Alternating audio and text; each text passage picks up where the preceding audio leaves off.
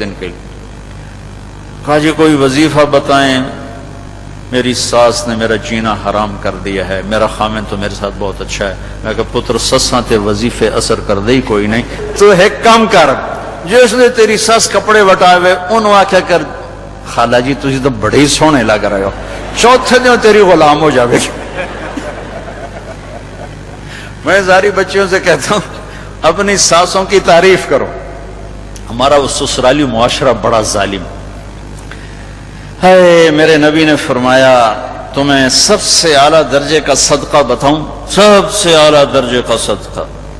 کہا جی کیا؟ کہا جس کی بیٹی کو طلاق ہو گئی، وہ اجڑ کے گھر آ گئی، اس پہ خرچ کرنا سب سے اعلیٰ درجے کا صدقہ ہے۔ جہاد میں خرچ کرنے سے بڑا صدقہ ہے اس بچی پہ خرچ کرنا جس کو طلاق ہوئی اور وہ ماں باپ کے گھر جا کے بیٹھ گئی، چونکہ وہ بھائیوں پر بھی بوجھ ہوتی ہے اور ماں باپ پر بھی بوجھ ہوتی ہے۔ تو میرے نبی نے فرمایا جو اس پہ خرچ کرے گا وہ سب سے اعلیٰ درجے کا صدقہ کرنے والا ہوگا۔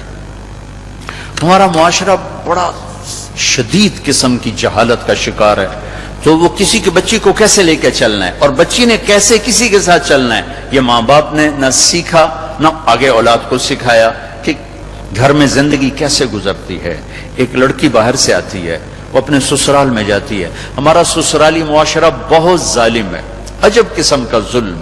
ایک ماں جب ماں ہوتی ہے تو اس کے انگ انگ سے محبت کے چشمے پھوٹتے ہیں، اور جب وہ ساس بنتی ہے تو زہری زہر اس کے وجود میں بھر جاتا ہے۔ کتنی بچیاں برباد ہو، ہم چھوٹی چھوٹی باتوں پہ لڑے ہوئے ہیں۔ میں نے سلام نہیں کیتا بس میں بھی نہیں کرنا، میں نے شادی تے نہیں سدیا بس میں بھی کدی نہیں جاؤں۔ یہ ہماری لڑائیاں ہیں۔ اور ہمارے یہ جاتوں میں اصل تھا جی لیک کا چھک چھڑیا، لیک کا اصل جو مرنے پرنے تو گئے ہیں۔ میں تو آخیا میری منجی نے بھی ہاتھ نہ لاون دے وے، وہ بیڑی بڈھا تو مر گیا حال بھی کاوڑی جانا ہوں تو کسی نے معاف کر سک۔ یہ میرے نبی کی معاشرت نہیں ہے، یہ ہماری جہالت کی معاشرت۔ 18 برس قتل کے منصوبے کرنے والے سامنے کھڑے ہیں اور آپ فرما رہے ہیں کیا ہوگا اب تمہارے ساتھ؟ انہوں نے کہا جی ہمیں امید ہے آپ کرم کریں گے۔ کہا جاؤ میرے بھائی یوسف نے بھی معاف کیا تھا، میں بھی معاف کرتا۔ جس قوم کو تلوار نے فتح نہ کیا اس قوم کو میرے نبی کے اخلاق نے فتح کر۔ عثمان بن ابی طلحہ سے آپ نے فرمایا مکی زندگی میں چابی اس کے پاس تھی، دروازہ کھولو میں نے اندر جانا ہے۔ انہوں نے کہا جاؤ جاؤ تیرے لیے دروازہ کھولوں گا۔ تو آپ نے کہا وہ کیا دن ہوگا جب یہ چابی میرے ہاتھ میں ہوگی؟ کہ وہ دن کبھی قریش پہ آئے گا نہیں۔ مکہ فتح ہو گیا، دن آ گیا، بھاگ گئے عثمان بن ابی طلحہ کہ آج میری خیر نہیں۔ آپ نے حضرت علی سے فرمایا جاؤ اسے پکڑ کے لاؤ اور چابی بھی لاؤ۔ تو وہ گئے، ان کو پکڑ کے لائے، چابی بھی لائے۔ یہ عباس کھڑے ہیں چاچا، یہ اللہ کے نبی کھڑے ہیں، یہ سامنے دو آ گئے۔ اب حضرت عباس یعنی آل رسول کے ذمے تھا، آل ہاشم کے ذمے تھا حاجیوں کو پانی پلانا کھانا کھلانا، ایک بہت بڑی سعادت تھی۔ تو حضرت عباس نے عرض کی یا رسول اللہ چابی بھی ہمیں دے دیں تاکہ حاجیوں کا سارا ہی کام ہمارے ہاتھ میں آ جائے۔ یہ کوئی پیسے کی طلب نہیں تھی، یہ کوئی عہدے کی طلب نہیں تھی، ایک خدمت کی طلب تھی۔ آپ چپ کر کے سنتے رہے، کہنے والے چاچا ہیں اور آپ چپ کر کے سن رہے ہیں۔ عثمان یوں کھڑا ہوئے، آپ نے کہا عثمان، وہ سر نہیں اٹھا رہا، آپ نے کہا عثمان، اس نے یوں دیکھا، آپ نے کہا یہ کیا ہے؟ وہی چابی، یہ کیا ہے؟ میں نے کہا تھا ایک دن آئے گا یہ چابی میرے ہاتھ میں ہوگی، آج میرے ہاتھ میں ہے، یہ لو، تو نے مجھے اندر نہیں جانے دیا تھا، میں تیرے ہاتھ میں دے رہا ہوں یہ چابی، اور قیامت تک تیری نسل میں رہے گی، کوئی نہیں لے سکے گا۔ وہ چابی آج بھی عثمان کے خاندان میں چلی آ رہی ہے۔ یہ میرے نبی کی واپسی ہے کہ آپ نے کیا واپسی دی، ہم کیا واپسی دے رہے ہیں، آپ نے کیا واپسی دی۔ حنین کی جنگ میں شکست ہوئی، میرے نبی نے کبھی کسی کو ڈانٹا، نہ تھپڑ مارا، نہ چھڑی ماری۔ حنین کی جنگ میں شکست ہوئی، صحابہ بھاگے تو ایک صحابی کا پاؤں اللہ کے نبی کے پاؤں پہ آ گیا، جوتا تھا جنگ والا سخت، تو اللہ کے نبی کے پاؤں پہ پڑا تو آپ نے اس کو یوں چھڑی مار دی، ہاتھ میں چھڑی تھی، یوں ماری، اوجعتنی، ارے تو نے تو میرا پاؤں ہی مسل دیا۔ وہ بھاگ رہے تھے جان بچا کے، لیکن کان میں آواز پڑی تو کہنے لگے، میں نے کہا بس اب میری خیر نہیں، اب کوئی نہ کوئی وحی میرے بارے میں آئے گی کہ میں نے اللہ کے نبی کے پاؤں پہ پاؤں مار دیا، ان کو دکھ پہنچایا۔ کہا ساری رات مجھے نیند نہیں آئی کہ اب صبح جبریل میرے لیے کوئی ہلاکت کا پیغام لائے گا۔ فجر کی اذان کے بعد اعلان ہوا جس کا پاؤں نبی کے پاؤں پہ پڑا تھا وہ دربار رسالت میں حاضر ہو، کہنے لگے بس میری ہائے نکلی کہ بس او گل ہوگی جڑی گل تو میں ڈردا پیا ہوں ضرورت ہے کوئی آیا پیا وڈا سارا حکم۔ میں گیا تو اللہ کے نبی بیٹھے تھے، مجھے دیکھ کر مسکرائے اور فرمایا میرے بھائی کل میں نے آپ کو چھڑی ماری تھی، اس پر آپ سے معافی مانگنے کے لیے آپ کو بلایا ہے، اور یہ 60 اونٹنیاں آپ کو گفٹ کر رہا ہوں، امید ہے اب آپ مجھے معاف فرما دیں گے۔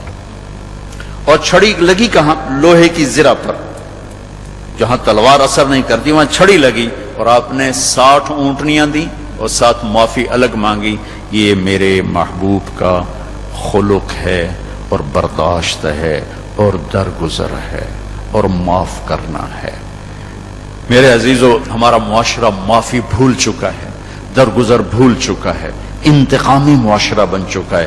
وہ دین ہو، وہ سیاست ہو، وہ قومیت ہو، وہ رشتے ہوں، وہ کوئی بات ہو، انتقام نہیں بھولتے۔ اور میرا نبی نے معاف کرنا نہیں بھولا، ہم انتقام نہیں بھول رہے۔ پھر 6000 قیدی، 24,000 اونٹ، 40,000 بکریاں اور 1,00,000 چھٹانک چاندی، یہ مال غنیمت آیا۔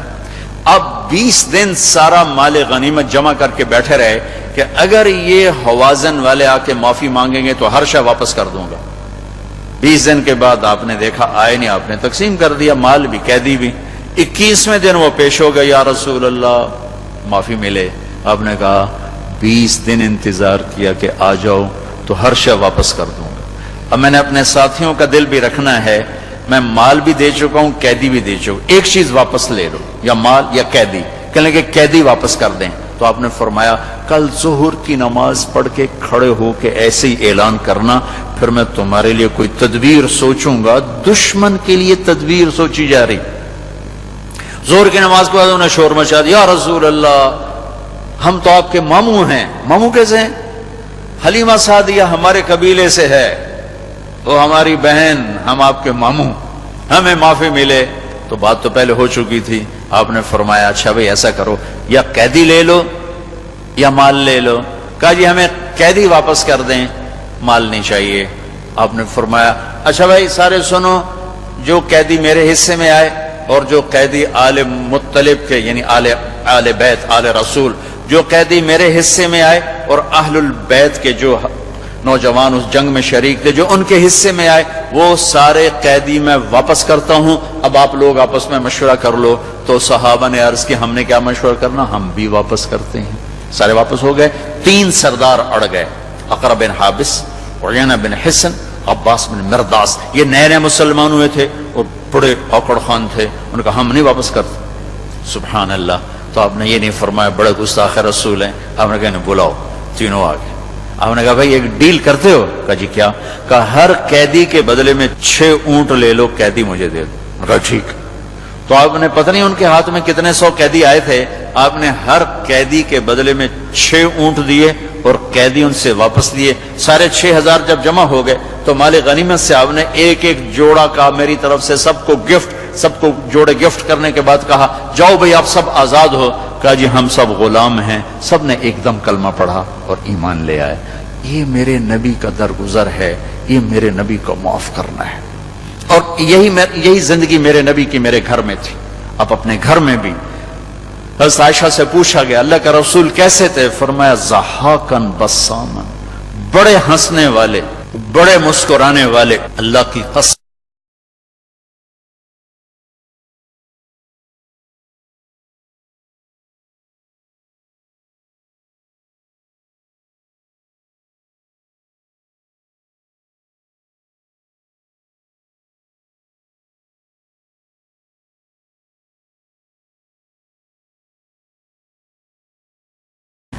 چابی اس کے پاس تھی، دروازہ کھولو میں نے اندر جانا ہے۔ انہوں نے کہا جاؤ جاؤ تیرے لیے دروازہ کھولوں گا۔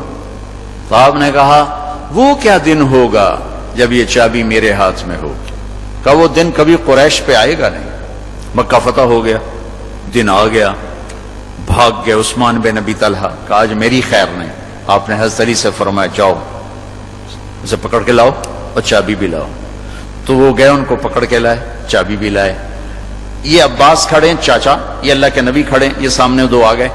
اب حضرت عباس یعنی آل رسول کے ذمے تھا, آل ہاشم کے ذمے تھا حاجیوں کو پانی پلانا, کھانا کھلانا, ایک بہت بڑی سعادت تھی.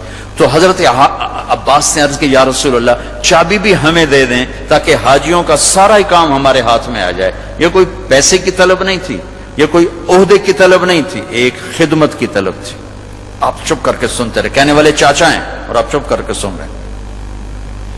عثمان یوں کھڑا ہوئے, آپ نے کہا عثمان, وہ سر نہیں اٹھا رہا. آپ نے کہا عثمان, اس نے یوں دیکھا. آپ نے کہا یہ کیا ہے؟ وہی چابی. یہ کیا ہے؟ میں نے کہا تھا ایک دن آئے گا یہ چابی میرے ہاتھ میں ہوگی, آج میرے ہاتھ میں ہے. یہ لو, تو نے مجھے اندر نہیں جانے دیا تھا, میں تیرے ہاتھ میں دے رہا ہوں یہ چابی, اور قیامت تک تیری نسل میں رہے گی, کوئی نہیں لے سکے گا. وہ چابی آج بھی عثمان کے خاندان میں چلی آ رہی ہے. یہ میرے نبی کی واپسی ہے کہ آپ نے کیا واپسی دی, ہم کیا واپسی دے رہے ہیں, آپ نے کیا واپسی دی. حنین کی جنگ میں شکست ہوئی, میرے نبی نے کبھی کسی کو ڈانٹا, نہ تھپڑ مارا, نہ چھڑی ماری. حنین کی جنگ میں شکست ہوئی, صحابہ بھاگے تو ایک صحابی کا پاؤں اللہ کے نبی کے پاؤں پہ آ گیا. جوتا تھا جنگ والا سخت, تو اللہ کے نبی کے پاؤں پہ پڑا تو آپ نے اس کو یوں چھڑی مار دی, ہاتھ میں چھڑی تھی, یوں ماری. اوجعتنی, ارے تو نے تو میرا پاؤں ہی مسل دیا.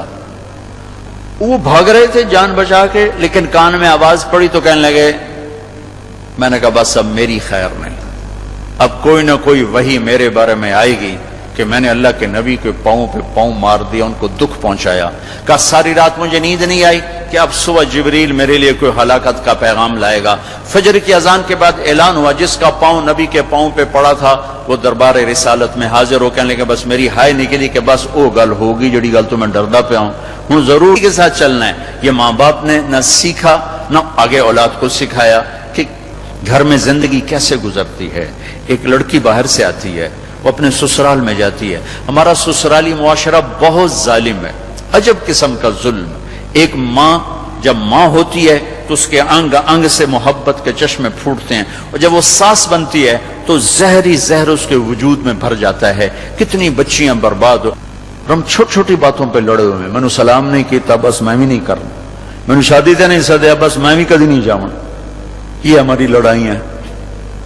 اور ہمارے یہ جاتوں میں اصل تھا جی لیک کا چھک چھڑیا, لیک کا اصل جی ہوں مرنے پرنے تو گئے ہیں. میں تو آخیا میری منجی نے بھی ہاتھ نہ لاون دے وے, وہ بیڑی بڈھا تو مر گیا حال بھی کاوڑی جانا, ہوں تو کسی نے معاف کر سک. یہ میرے نبی کی معاشرت نہیں ہے, یہ ہماری جہالت کی معاشرت. 18 برس قتل کے منصوبے کرنے والے سامنے کھڑے ہیں اور آپ فرما رہے ہیں کیا ہوگا اب تمہارے ساتھ. میں نے کہا جی ہمیں امید ہے آپ کرم کریں گے. کہا جاؤ میرے بھائی یوسف نے بھی معاف کیا تھا, میں بھی معاف کرتا. جس قوم کو تلوار نے فتح نہ کیا اس قوم کو میرے نبی کے اخلاق نے فتح کر. عثمان بن ابی طلحہ سے آپ نے فرمایا مکی زندگی میں تھے کوئی آیا پہ وڈا سارا حکم. میں گیا تو اللہ کے نبی بیٹھے تھے, مجھے دیکھ کر مسکرائے اور فرمایا میرے بھائی کل میں نے آپ کو چھڑی ماری تھی, اس پر آپ سے معافی مانگنے کے لیے آپ کو بلایا ہے, اور یہ 60 اونٹنیاں آپ کو گفٹ کر رہا ہوں, امید ہے اب آپ مجھے معاف فرما دیں گے. اور چھڑی لگی کہاں؟ لوہے کی زرہ پر, جہاں تلوار اثر نہیں کرتی وہاں چھڑی لگی, اور آپ نے 60 اونٹنیاں دی اور ساتھ معافی الگ مانگی. یہ میرے محبوب کا خلق ہے اور برداشت ہے اور درگزر ہے اور معاف کرنا ہے. میرے عزیزو ہمارا معاشرہ معافی بھول چکا ہے, درگزر بھول چکا ہے, انتقامی معاشرہ بن چکا ہے. وہ دین ہو, وہ سیاست ہو, وہ قومیت ہو, وہ رشتے ہوں, وہ کوئی بات ہو, انتقام نہیں بھولتے. اور میرا نبی نے معاف کرنا نہیں بھولا, ہم انتقام نہیں بھول رہے. پھر 6000 قیدی, 24,000 اونٹ, 40,000 بکریاں اور 1 لاکھ چھٹانک چاندی, یہ مال غنیمت آیا. اب 20 دن سارا مال غنیمت جمع کر کے بیٹھے رہے کہ اگر یہ حوازن والے آ کے معافی مانگیں گے تو ہر شے واپس کر دوں گا. 20 دن کے بعد آپ نے دیکھا آئے نہیں. آپ دن کے لیے کہا جی کوئی وظیفہ بتائیں, میری ساس نے میرا جینا حرام کر دیا ہے، میرا خامن تو میرے ساتھ بہت اچھا ہے۔ میں کہا پتر سساں تے وظیفے اثر کر دے ہی کوئی نہیں، تو ایک کام کر، جس نے تیری سس کپڑے وٹائے ہوئے انہوں آکھیا کر خالہ جی تسی تو بڑے ہی سونے لگ رہے ہو، چوتھے دن تیری غلام ہو جاوے گی۔ میں ساری بچیوں سے کہتا ہوں اپنی ساسوں کی تعریف کرو۔ ہمارا وہ سسرالی معاشرہ بڑا ظالم ہے۔ میرے نبی نے فرمایا تمہیں سب سے اعلیٰ درجے کا صدقہ بتاؤں؟ سب سے اعلیٰ درجے کا صدقہ؟ کہا جی کیا؟ کہا جس کی بیٹی کو طلاق ہو گئی، وہ اجڑ کے گھر آ گئی، اس پہ خرچ کرنا سب سے اعلیٰ درجے کا صدقہ ہے۔ جہاد میں خرچ کرنے سے بڑا صدقہ ہے اس بچی پہ خرچ کرنا جس کو طلاق ہوئی اور وہ ماں باپ کے گھر جا کے بیٹھ گئی، چونکہ وہ بھائیوں پر بھی بوجھ ہوتی ہے اور ماں باپ پر بھی بوجھ ہوتی ہے۔ تو میرے نبی نے فرمایا جو اس پہ خرچ کرے گا وہ سب سے اعلیٰ درجے کا صدقہ کرنے والا ہوگا۔ ہمارا معاشرہ بڑا شدید قسم کی جہالت کا شکار ہے، تو وہ کسی کے بچی کو کیسے لے کے چلنا ہے، اور بچی نے کیسے کسی